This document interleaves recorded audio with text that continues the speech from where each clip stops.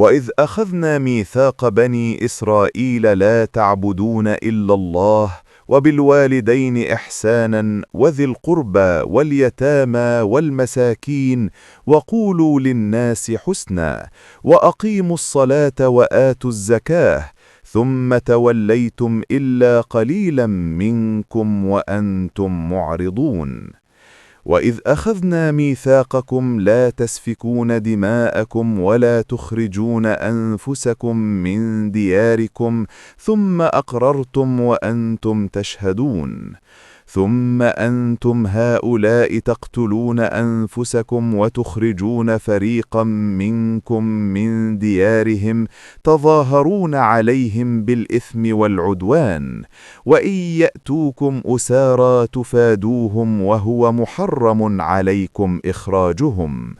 أفتؤمنون ببعض الكتاب وتكفرون ببعض فما جزاء من يفعل ذلك منكم إلا خزي في الحياة الدنيا ويوم القيامة يردون إلى أشد العذاب وما الله بغافل عما تعملون